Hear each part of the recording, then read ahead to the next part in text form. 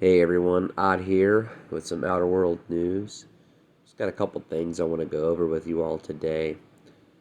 Russia and the United States and this whole Ukraine thing, it isn't going away. It's actually escalating more so. The media try to perpetuate this as a win for both sides, that war's not going to happen, Russia's withdrawing troops. But those of you that have been watching my video seen that there's 300,000 troops, Russian troops right now inbound for Ukraine. And if you've been paying attention, there's been a lot of movement right now between dignitaries in Ukraine and in the United States and other neighboring NATO nations within Europe, where Ukraine is seeking assistance. And they're seeking an agreement saying that if Russia gets involved, what will you do? Well, let's just say this.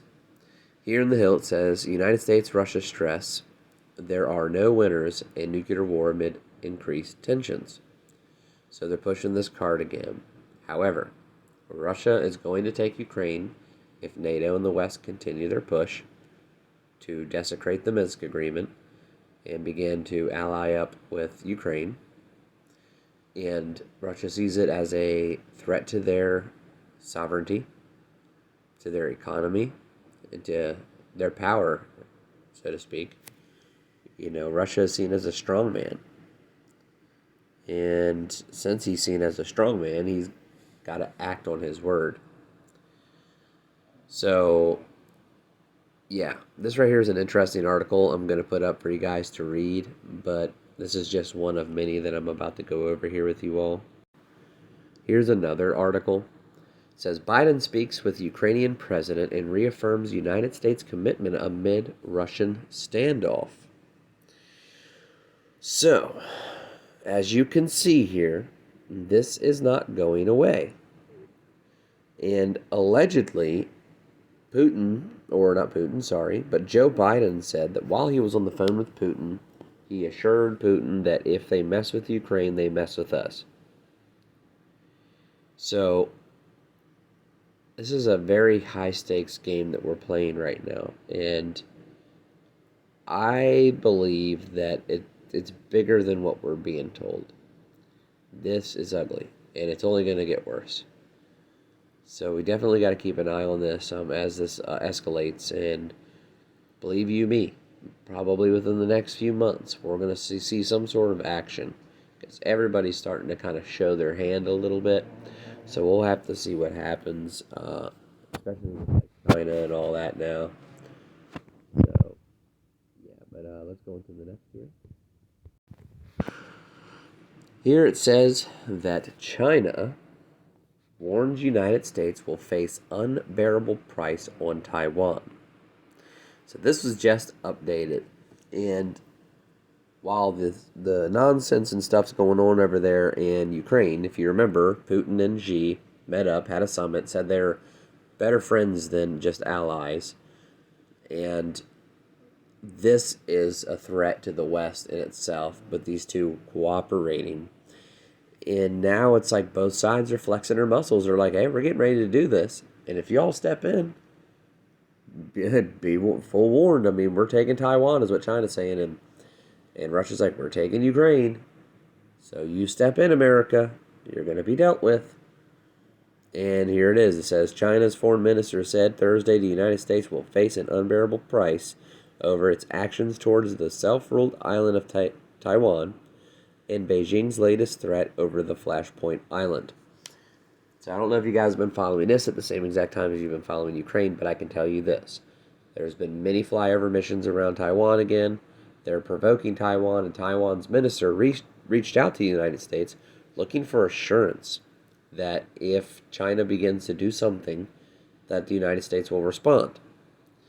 Well, that right there in itself has kind of sparked something else to take place, which I'm about to show you here.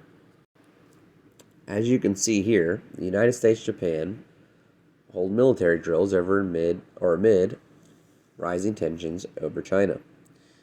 Now, we do know that China is preparing to invade Taiwan, and I think it's kind of funny because if you pay attention to what's going on over here in Taiwan, it's been escalating for the past week or two now, just like with Russia.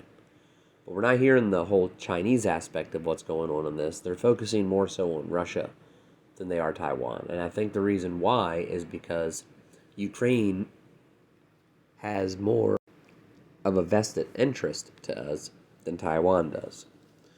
Ukraine is a dividing line between the East and the West. It's kind of like a modern day East-West Germany. Okay, you have Russian separatists inside of Ukraine that are awaiting orders, but then you also have Ukrainian loyalists that are awaiting orders. And of course, their military, etc., etc.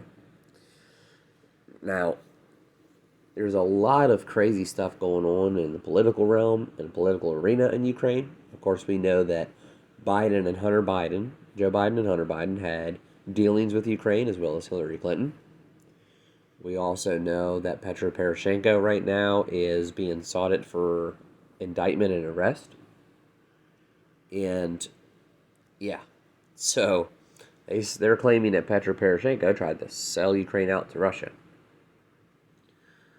Well, anyway, you have all of this stuff going on, okay? And it's kind of like as if a kid were to throw a rock in a pool, right? Then, if that kid were to throw a rock in a pool, per se, and he had friends with him, he would throw the rock, and then the other friends would pick up rocks, and they would throw rocks in the pool, too. You know, this basic psychology is that, you know, the old saying, monkey see, monkey do. Everyone is waiting for the first official, shot heard round the world, official start of World War III, so they can begin their wars. Iran and Israel are pushing at each other right now. Israel and Syria pushing at each other right now. China and Taiwan pushing at each other right now. Russia and Ukraine, Russia and Poland, Russia and Europe, I should say, Russia and Georgia, Russia and the United States.